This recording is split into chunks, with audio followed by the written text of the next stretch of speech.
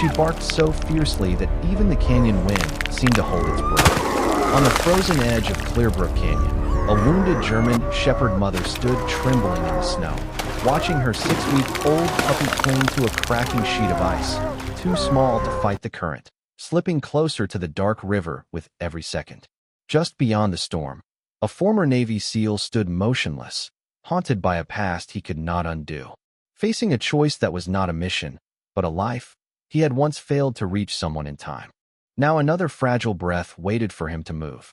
If you believe no life should be left alone in the cold, like this video, and subscribe, because sometimes the miracle is not sent from heaven but awakened in the heart of someone who chooses to act. Winter did not descend on the Western Rockies so much as it settled with intention, pressing low over Clearbrook Canyon in Colorado until the sky became a seamless sheet of iron gray that blurred the pine ridges and muted the narrow road leading toward the small town of Cedar Hollow, where fewer than 1,000 residents endured the season in stoic quiet. And on that morning the snowfall came heavy and slanted, driven by crosswinds that erased tracks almost as soon as they formed, so that the canyon seemed suspended between silence and movement, the river below cutting through dark stone like a blade of restless memory beneath a surface of shifting ice. Ethan Walker moved along the rim trail with the controlled rhythm of someone trained to measure energy rather than spend it, his tall, broad-shouldered frame wrapped in a full U.S. Navy working uniform Type 3, long-sleeve blouse, and matching trousers in AO2 digital green woodland camouflage that blended into the snow-dusted trees, paired with worn brown combat boots that pressed deep into the frozen ground. And though he no longer wore the uniform under orders, he wore it because discipline was the one structure that had never abandoned him. At 39, his stern, angular face bore the quiet erosion of years shaped by combat and restraint, steel blue eyes steady beneath a regulation military haircut and a short ash-brown beard threaded with faint gray. And there was about him a contained stillness that did not signal peace, but control layered carefully over fracture. The fracture had a name, Mason Reed, and memory never required invitation to surface, because Mason had been younger, leaner, sandy-haired, and bright with the kind of confidence that comes from believing loyalty guarantees survival. And during a joint operation in Helmand Province, when a compromised structure collapsed under sustained fire, Ethan had made the split-second choice to extract a trapped civilian interpreter near the entrance rather than double back into the failing interior where Mason had disappeared beneath falling concrete. A decision justified by protocol and probability, yet condemned by recollection, because Mason's final expression had not been fear, but certainty. The quiet expectation that his team leader would reach him in time, and when the dust settled into silence and the rubble proved immovable, that expectation hardened into something Ethan had carried ever since. He had returned to Colorado afterward, not to resume a former life, but to step outside of one, building a modest wooden cabin near Clearbrook Canyon with hands that preferred timber and cold air to conversation, shaping his days around patrols that were less about scenery than about forward motion, because as long as he walked the trail each morning, the past remained at a distance measurable in miles rather than moments. And on this morning the cold bit sharply through fabric as he descended toward a familiar bend in the canyon rim, his breath visible in steady bursts, while the river below moved dark and deceptively calm beneath thin plates of ice that tapped softly together in the current. The sound reached him first as something misaligned with wind and water, a sharp bark that fractured the uniform hush of snowfall, and his body reacted before thought assembled, slowing, turning slightly toward the canyon's edge, where the terrain dropped sharply toward the river. And when the bark came again, it carried strain beneath it, not aggression but urgency, so that he stepped off the path and pushed through low branches until the trees opened onto a narrow ledge of rock, where a German shepherd stood poised at the brink, her coat a classic working line blend of black saddle and deep tan, muted by wet snow, approximately 4 years old by her balanced, mature build, her amber eyes wide and focused, ears pinned back in concentrated distress rather than fear. And though she was not chained or restrained, there was a visible hitch in her rear left leg where she bore weight unevenly, suggesting a recent strain that she ignored in favor of something more immediate. She shifted when she noticed him, issuing a low warning that held assessment more than threat, before snapping her gaze back toward the river, and Ethan followed that line of sight to where the canyon widened and the water below fractured into drifting slabs of ice. And there, several yards from shore, a small figure stood trembling on a piece no larger than a kitchen table, its edges splintering under the pressure of current and cold. The puppy could not have been more than 6 weeks old, its fur still soft and insufficiently dense for such exposure, a miniature echo of its mother in coloration but fragile in proportion, thin legs shaking visibly as it struggled to maintain balance. Dark eyes lifted instinctively toward the ledge above, as if responding to the mother's bark without understanding the widening distance between them. The storm intensified, flakes thickening into near-white sheets that obscured depth perception. And Ethan remained still long enough to calculate distance, descent angle, current speed, and the rate at which the ice beneath the puppy was giving way, because that was the discipline ingrained long before solitude had replaced mission briefings.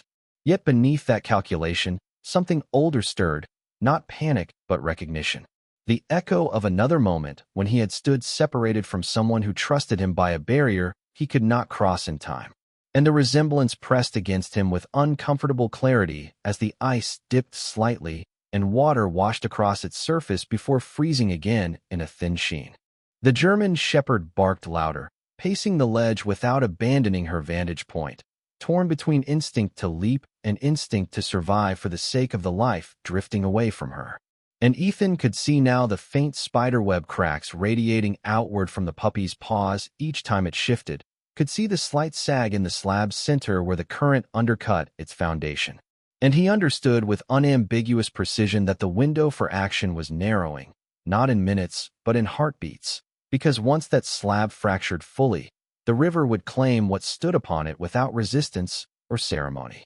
He stepped closer to the edge, boots scraping against frost-coated stone as snowfall gathered along his shoulders. And for a brief moment, the old resistance rose, the voice that warned against stepping forward only to collect another loss. But this time it did not anchor him in place, instead aligning with the controlled focus that had once kept men alive under fire, because hesitation had never preserved anything except regret. And as a sharp crack split through the air from the river below, and the slab lurched visibly beneath the puppy's unsteady frame, Ethan Walker moved decisively toward the slope that descended to the water, knowing with absolute certainty that if he delayed even a moment longer, there would be nothing left to reach. The slope beneath Ethan Walker's boots was steeper than it had appeared from above, a narrow descent of ice-crusted rock and brittle brush that angled toward the river in a way that demanded precision rather than speed. And as he positioned himself to move downward, the world seemed to narrow to the fragile geometry of distance, current, and time. Yet before his body committed fully to motion, something inside him shifted with a force more abrupt than the wind. Because the sight of that trembling puppy suspended above dark water did not exist in isolation, but intersected directly with another image he had carried for years, one where dust hung thick in the air of a collapsed Afghan compound, and the sound of concrete failing had replaced the river's low roar. Memory did not return in fragments, but in continuity, as if the snowfall around him dissolved into a haze of desert grit, and the white canyon walls became sun-baked stone. And Ethan saw again the narrow hallway of the compromised structure, heard the rapid exchange of gunfire outside, felt the tremor in the floor beneath his boots before the ceiling gave way, and in that suspended second where impact and consequence overlapped, he had seen two lives in opposite directions.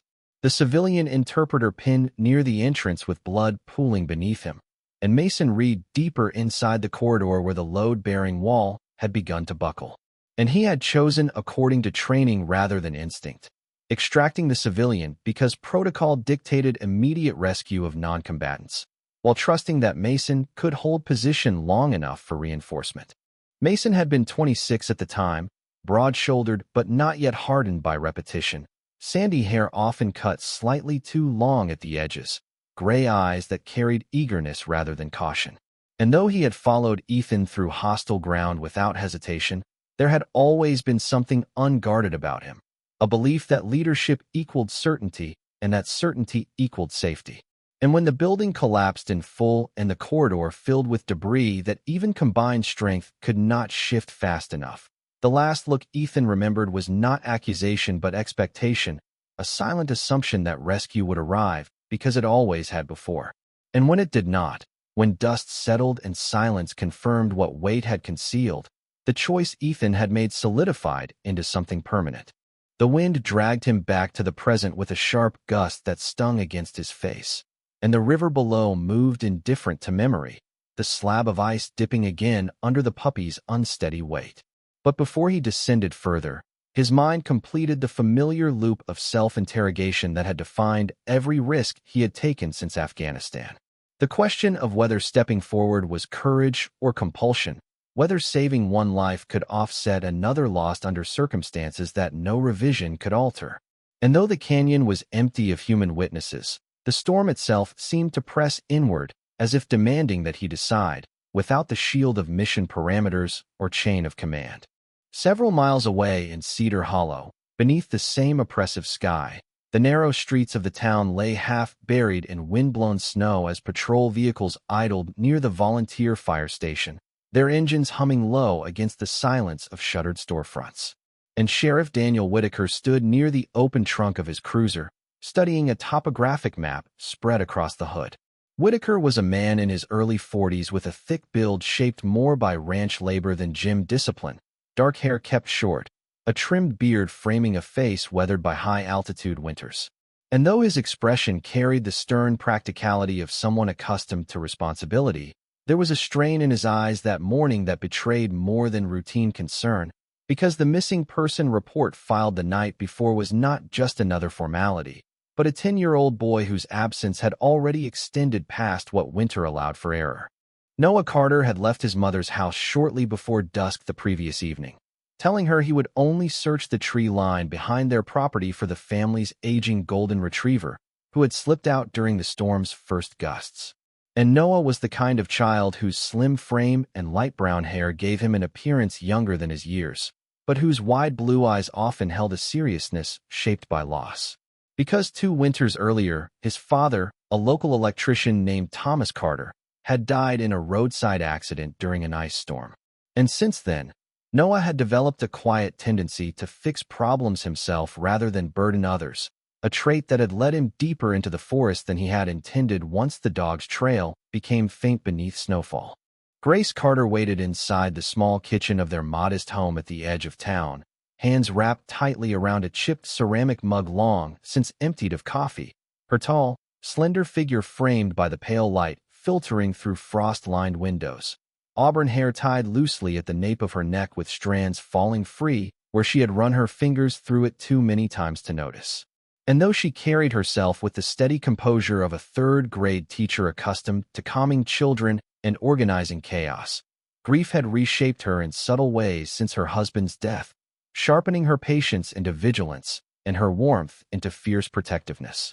And as the search extended beyond dawn, she found herself whispering prayers not in elaborate language but in simple repetition, bargaining quietly for the safe return of the only family she had left. Sheriff Whitaker reassured her with the controlled tone of a man who had conducted winter searches before, explaining that volunteer teams were combing the ridge trails and that fresh tracks were nearly impossible to distinguish under continuous snowfall. Yet even he understood that each passing hour reduced margin for survival. And as deputies dispersed along mapped grids, the convergence of circumstances remained unseen.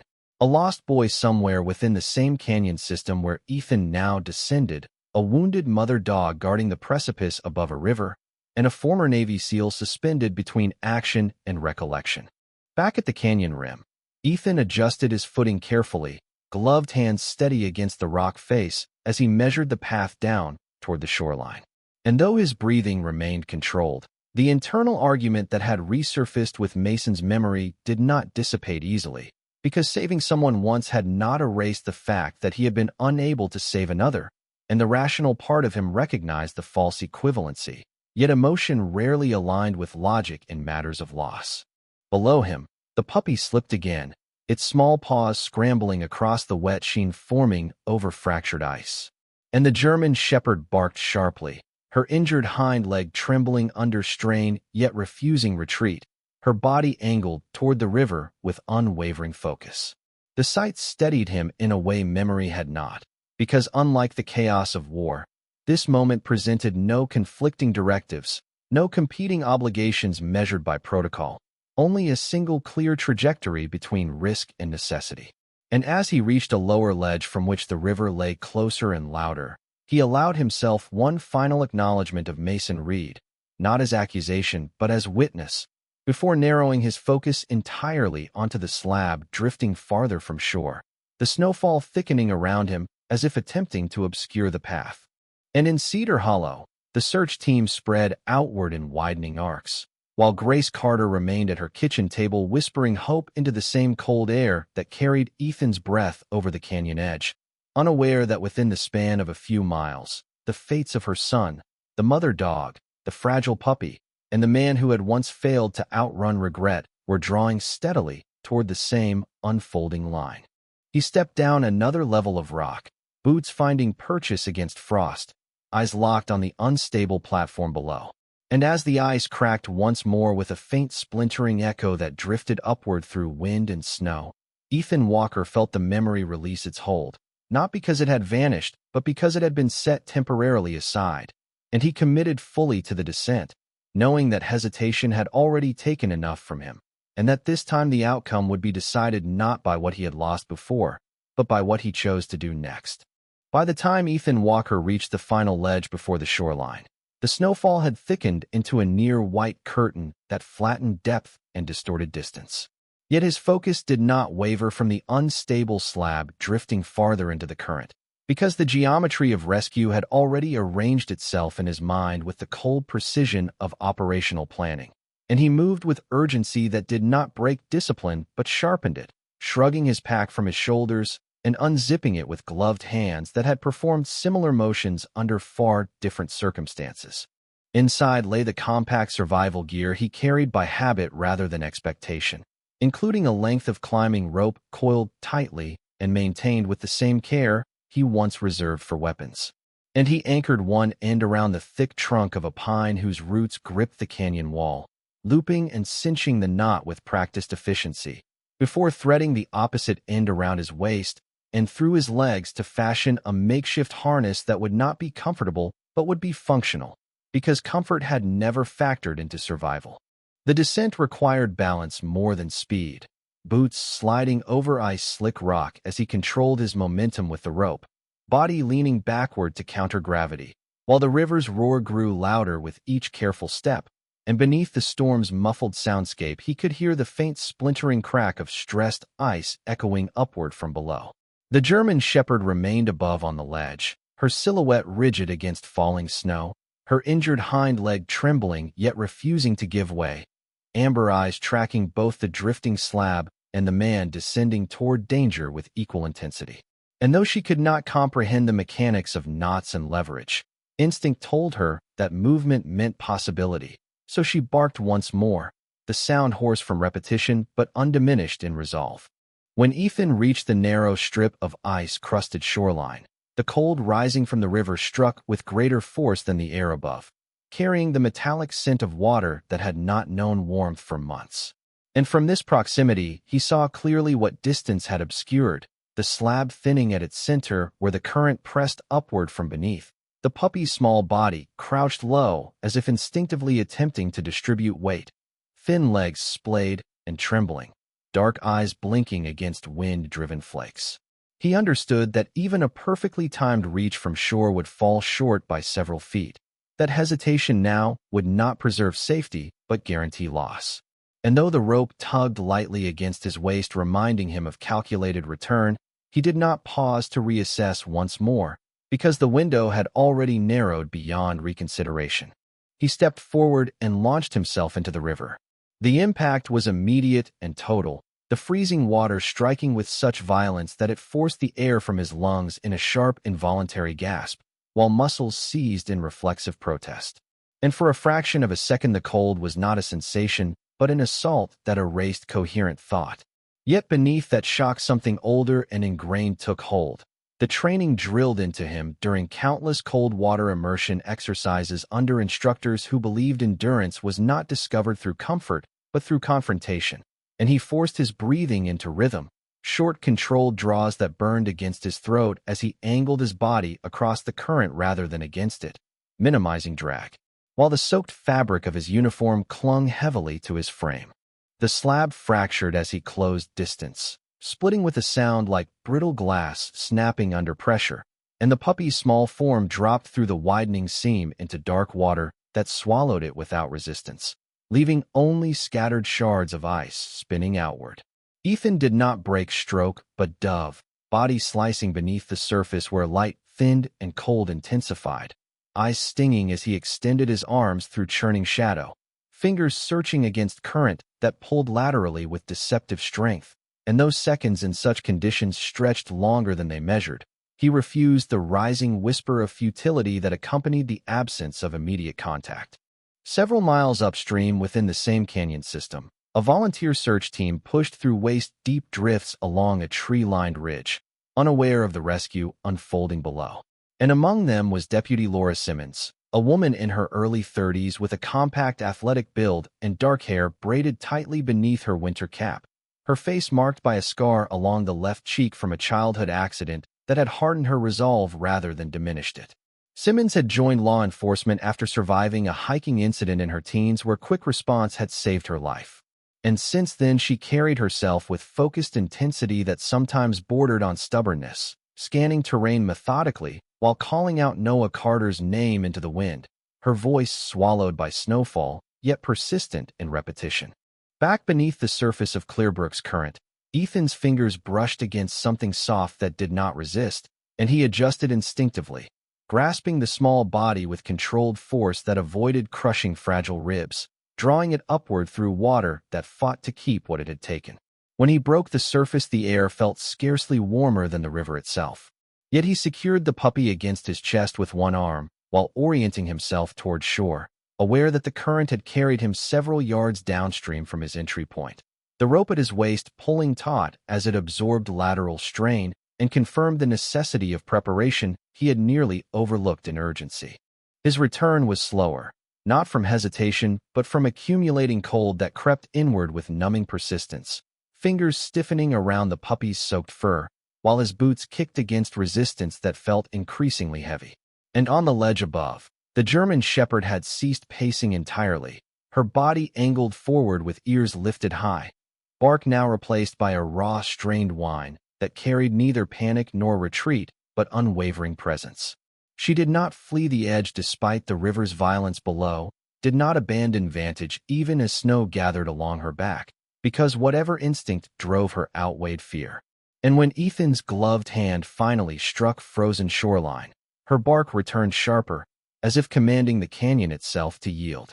He dragged himself forward with a controlled surge, chest scraping against ice-crusted rock, while the river released him reluctantly.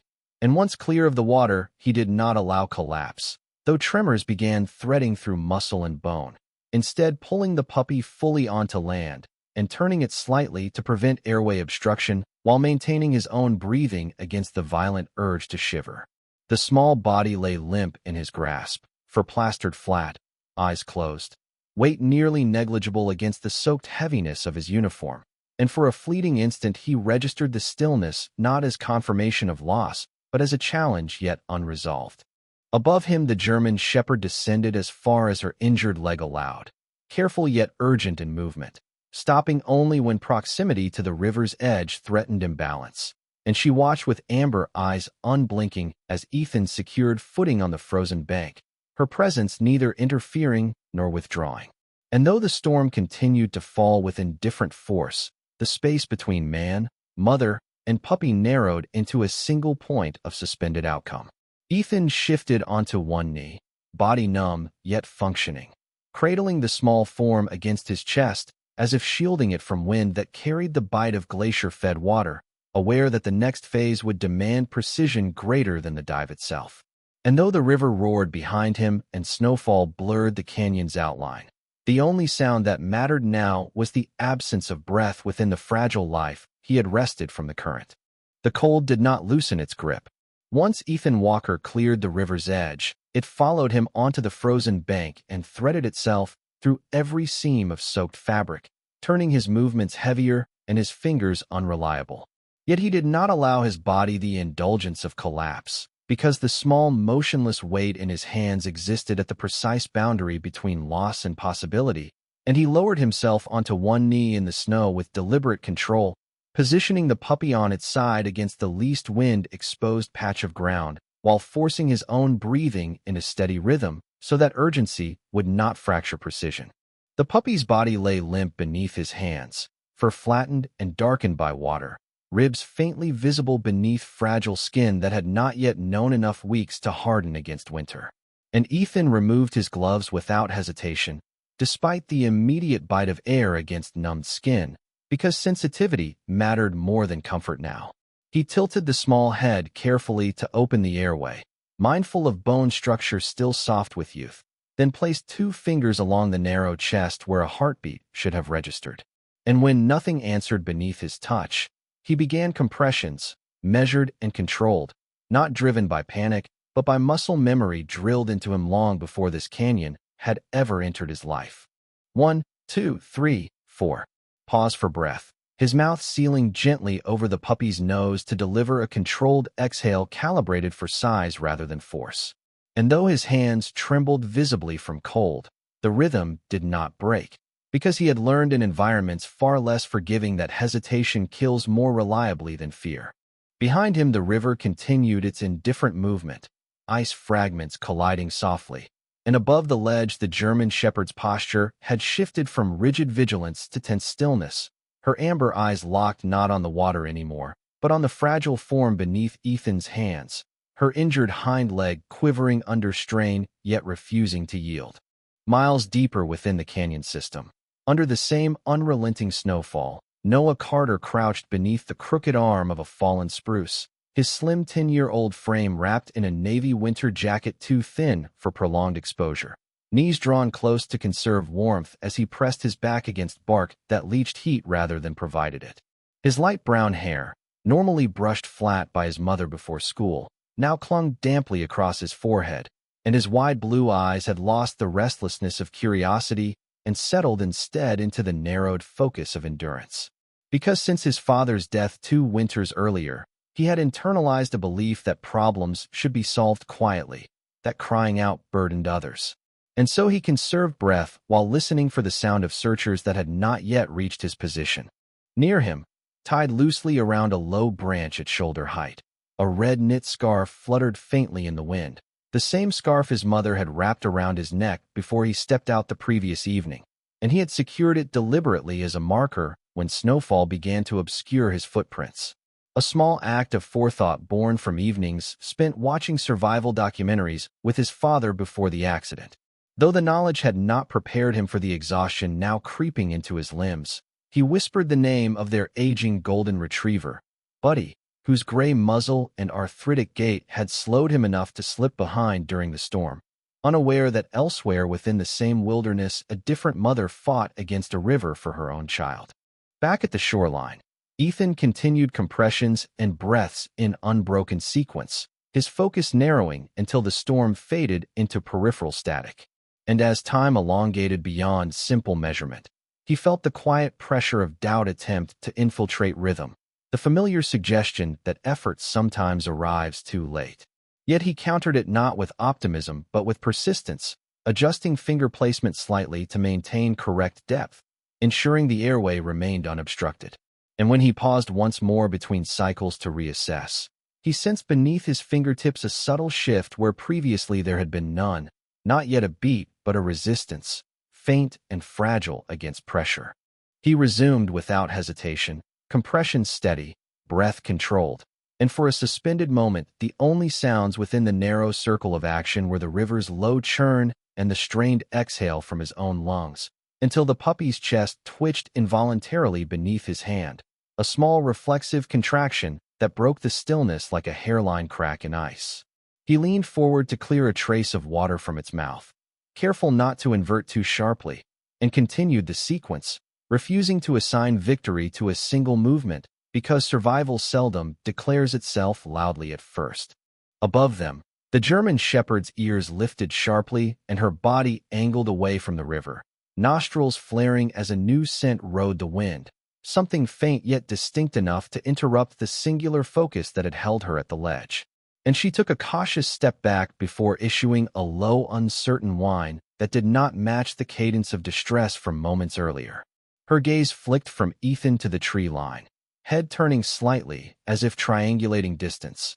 And then, without the frantic pacing that had defined her earlier movements, she shifted weight and began to move inland, favoring her injured leg, yet committed to direction rather than retreat. Ethan noticed the change even as he maintained rhythm, because awareness extended beyond the small body beneath his hands.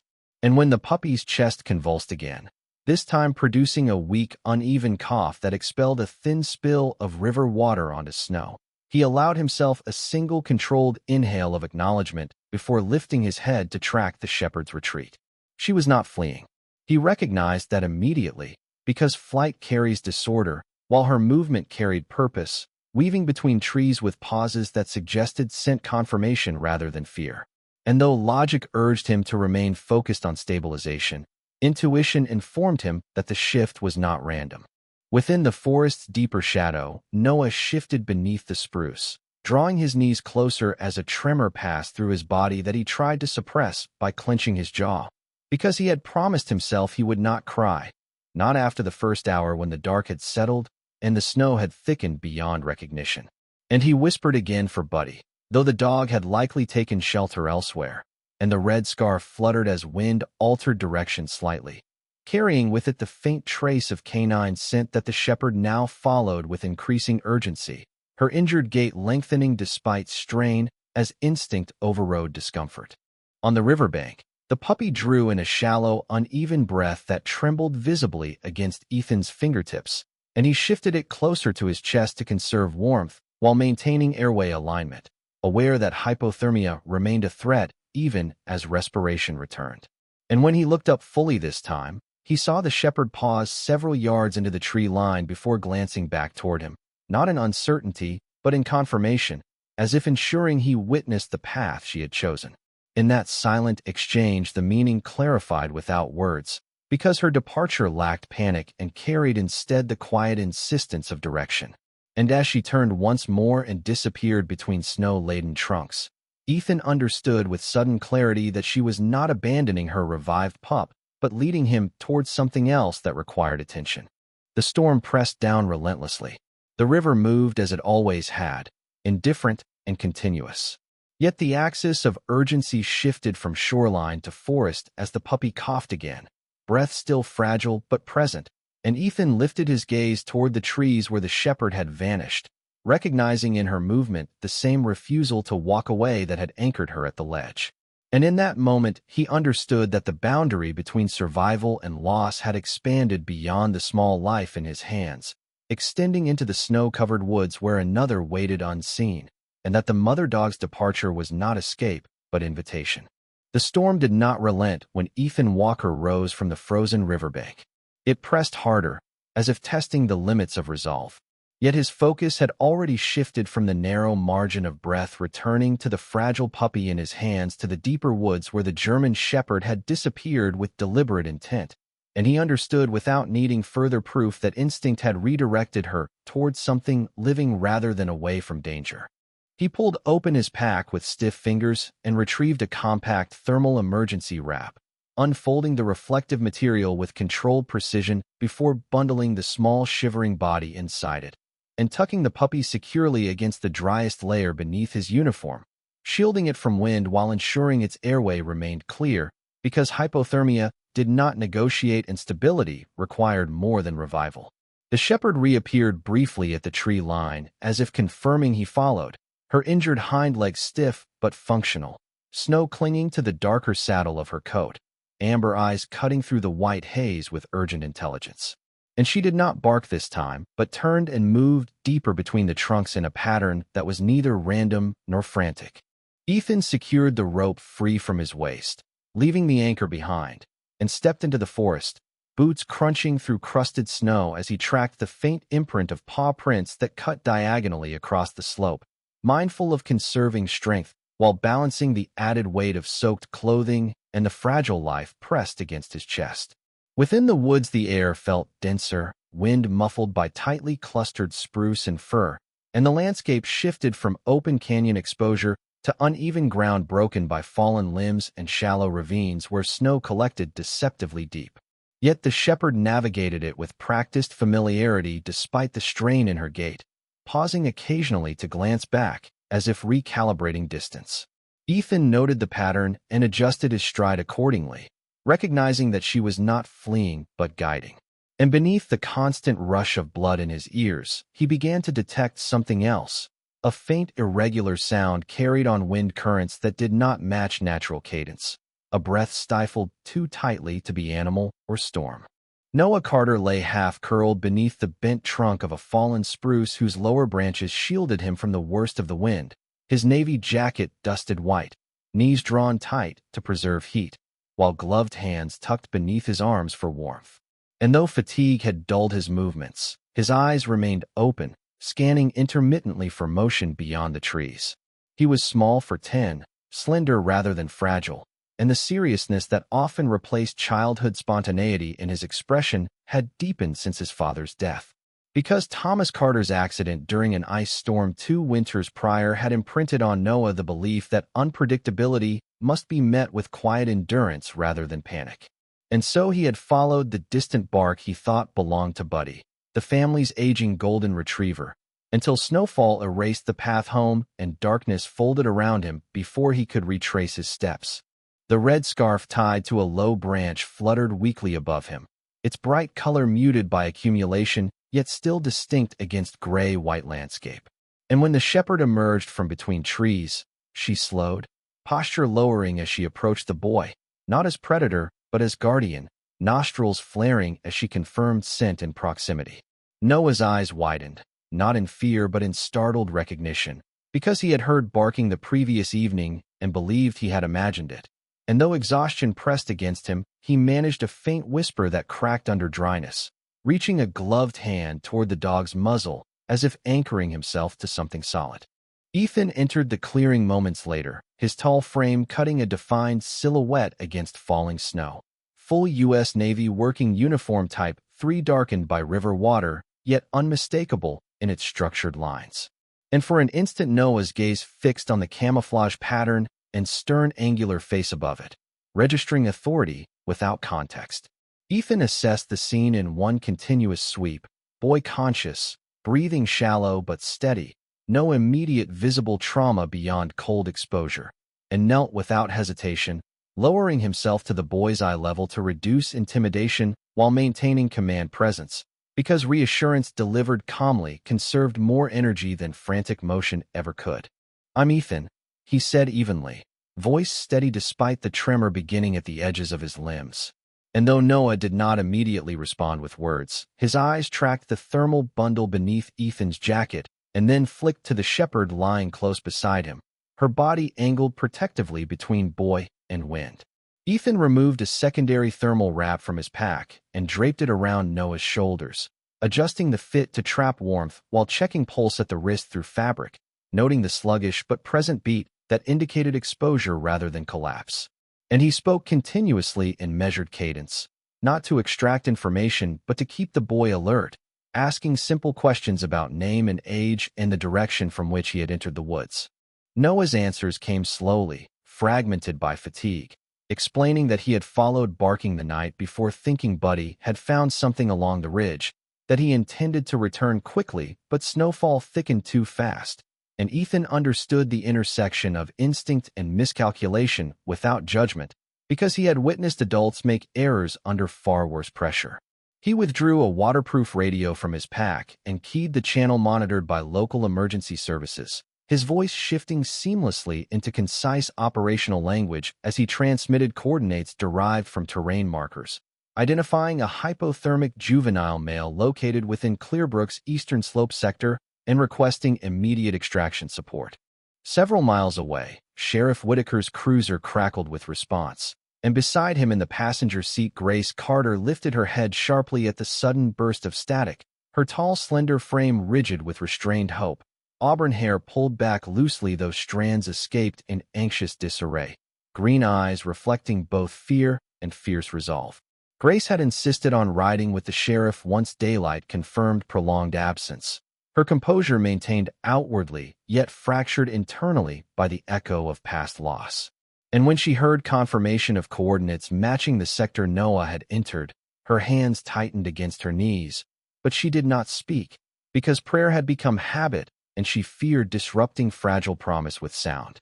Back in the clearing, Ethan shifted Noah closer against his own body to maximize shared warmth while ensuring the puppy remained insulated within the emergency wrap beneath his uniform, balancing weight carefully so that neither fragile life was compromised. The shepherd lay pressed along Noah's side, head lifted, amber eyes scanning the perimeter with quiet vigilance. And though her hind leg trembled, she did not withdraw from contact, embodying the same refusal to abandon that had anchored her at the canyon rim. Snow accumulated along Ethan's shoulders and collar, but he remained steady, monitoring respiration patterns for both boy and puppy while tracking a distant mechanical thrum that began faintly and grew louder through forest canopy. The helicopter appeared first as vibration before visibility, rotors cutting through snowfall in widening arcs that flattened treetops and sent loose powder spiraling outward. And when it broke through the white veil overhead, its dark fuselage seemed almost unreal against the muted sky. Rescue personnel descended swiftly. Among them, a paramedic named Dr. Hannah Ruiz, a woman in her late 30s with a compact build and sharp, observant brown eyes, her dark hair braided tightly beneath a helmet, movements efficient without wasted gesture, shaped by years of mountain rescues where delay equaled deterioration. And she knelt opposite Ethan to assess Noah with brisk competence, while acknowledging the stabilized puppy with a quick nod that carried both surprise and respect. Grace Carter arrived moments later once clearance allowed approach, boots sinking into snow as she moved forward with controlled urgency. And when her gaze found Noah wrapped in thermal blankets yet conscious, relief broke across her features, not in collapse, but in fierce, trembling composure, because motherhood after loss recalibrates reaction into something deeper than tears. She knelt beside her son and pressed her forehead gently to his, whispering his name as if restoring it to him, and Ethan stepped back slightly to create space without relinquishing readiness, the shepherd remaining at Noah's side until paramedics lifted him onto a stretcher. As the helicopter prepared for departure, rotor wash scattering snow into chaotic spirals, Ethan stood at the edge of the clearing holding the puppy close while watching Grace climb aboard beside her son. And in that suspended moment where sound overwhelmed language, he felt an unfamiliar absence within his chest, not emptiness but release. Because for the first time since Mason Reed's name had embedded itself into memory, he did not experience the reflexive surge of unfinished consequence. He had moved when action demanded it. He had reached when distance threatened separation. And as the helicopter lifted into white sky, carrying both boy and promise toward safety, Ethan Walker understood with quiet clarity that this time he had not left anyone behind. 3 months later, the snow that had once sealed Clearbrook Canyon beneath white silence had retreated in uneven sheets, revealing dark soil, exposed roots, and the resilient green of undergrowth that had waited patiently beneath the weight of winter. And the river that had roared black and hostile beneath fractured ice now ran fuller and clearer, its surface catching early spring light in restless patterns that no longer suggested threat but movement. And the small wooden cabin set back from the eastern ridge stood unchanged in structure yet altered in atmosphere, because absence no longer defined the space within its walls. Ethan Walker stepped out onto the cabin's narrow porch one morning as the last thin ribbons of frost dissolved along the railing, his broad frame still disciplined within the familiar lines of his U.S. Navy working uniform Type 3, though now worn without the urgency that once clung to it. His stern, angular face relaxed in ways that had not existed through winter. Steel blue eyes scanning the tree line not for hazard, but for motion that approached with lighter rhythm. Dakota emerged first from the tree line, her black and tan coat restored to a healthy sheen, the faint scar along her hind leg barely visible beneath regrown fur, her gait steady and confident now that the strain of injury had passed. And though she carried herself with the quiet authority of a working line shepherd bred for endurance rather than display, the edge of desperation that once defined her posture had softened into alert composure. Behind her, bounding with less restraint and more uneven enthusiasm, came the puppy whose fragile body Ethan had lifted from the river's current, now larger but still slightly undersized compared to others his age, fur thickened yet retaining the softness of youth, dark eyes bright and curious rather than unfocused with cold. And Noah Carter followed close behind with laughter that carried easily across the clearing, his slender frame filled out slightly from regained health, light brown hair tousled by wind rather than exhaustion. And there was something different in the boy's expression now, a looseness where tension once lingered, because surviving a night alone in winter had not hardened him as his father's death had done, but had instead returned a measure of confidence that quiet endurance could coexist with asking for help. Noah had chosen the name Echo for the puppy during one of his early visits to the veterinary clinic in Cedar Hollow, where both dogs were monitored after recovery, explaining in a voice still occasionally edged with seriousness that the river had tried to swallow him and the puppy alike, but that sound had carried through the canyon and returned. And Ethan had accepted the name without correction because it carried both memory and continuation. Noah now visited the cabin frequently, sometimes after school and sometimes on weekends, his mother allowing it with cautious trust born from watching Ethan's steady presence in the hospital corridor when Noah first regained full warmth. And the boy moved easily around the property, learning to split small pieces of firewood under supervision and to call Dakota back with calm tone rather than excited shout. Grace Carter began coming by the cabin, not out of obligation but gradual familiarity, her tall, slender figure often framed by the doorway as she carried baskets of folded laundry or small containers of homemade stew. Auburn hair, usually tied back loosely at the nape of her neck with strands escaping when she worked, green eyes that had once held constant vigilance now tempered by something quieter. And though grief had carved its lines into her composure after Thomas Carter's death, it had also sharpened her ability to recognize steadiness in others. So she approached Ethan not with dramatic gratitude, but with measured appreciation that respected his preference for understated exchange. She noticed the roof lines sagging slightly along the western edge where heavy snow had stressed older beams, and offered help in reinforcing it, climbing the ladder without hesitation despite the height, because farm life in her childhood had left her unafraid of tools and weather alike. Ethan found that working beside her did not unsettle him the way proximity once had, because conversation unfolded without pressure, discussing school schedules and lumber measurements rather than lost directly.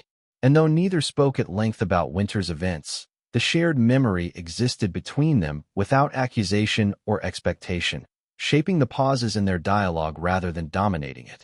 He listened when she described how Noah had started sleeping through the night again, no longer jolting awake at imagined sounds, and she listened when he mentioned minor repairs required along the trail after thaw loosened soil near the canyon rim. Their exchanges built on gradual trust rather than sudden declaration. Dakota adapted to the cabin's rhythm with calm assurance, patrolling the perimeter each morning before settling near the porch where she could monitor both forest edge and front door, her loyalty no longer driven by fear of loss, but by chosen attachment. And Echo shadowed her movements with clumsy determination, occasionally stumbling over uneven ground, yet correcting himself quickly, as if unwilling to concede ground to imbalance. Ethan observed their interactions with a focus once reserved for tactical readiness, noting how Dakota allowed Echo to approach wildlife sent only within safe distance, nudging him gently back when curiosity exceeded caution. And he recognized in their dynamic the same pattern of guidance he had witnessed in the forest when she led him to Noah, a leadership that did not command but directed. Deputy Laura Simmons stopped by one afternoon in her patrol truck, uniform crisp despite spring mud splattered along the fenders, her compact build and purposeful stride unchanged from winter search efforts. And she brought with her a small folder containing official documentation closing Noah's missing person case, her expression softening briefly when she saw the boy racing Echo across the clearing. She had continued volunteering extra hours on search and rescue missions since that night, explaining with matter-of-fact tone that outcomes like Noah's justified long hours in cold terrain. and though she rarely lingered in conversation, she allowed herself a brief smile before returning to patrol, leaving behind the quiet acknowledgement that community had absorbed the impact of what might have been tragedy. As weeks progressed and Green returned fully to canyon slopes, Ethan resumed his walks along Clearbrook, not to outrun memory, but to accompany it, Dakota pacing at his side with steady gait, while Echo darted ahead and circled back in uneven arcs, and sometimes Noah joined them, laughter breaking against canyon walls where once only wind and regret had echoed. The river continued its constant motion, neither altered by winter's violence nor diminished by spring's softness. Yet Ethan's perception of it had shifted, because the sound no longer carried accusation or unfinished narrative, but instead blended into the rhythm of steps beside him.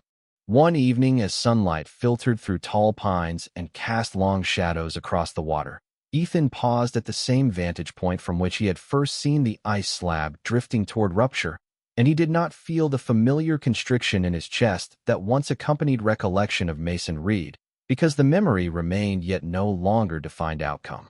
And Dakota stood quietly beside him while Echo wrestled playfully with a fallen branch at Noah's feet, the boy's laughter rising unguarded into open air.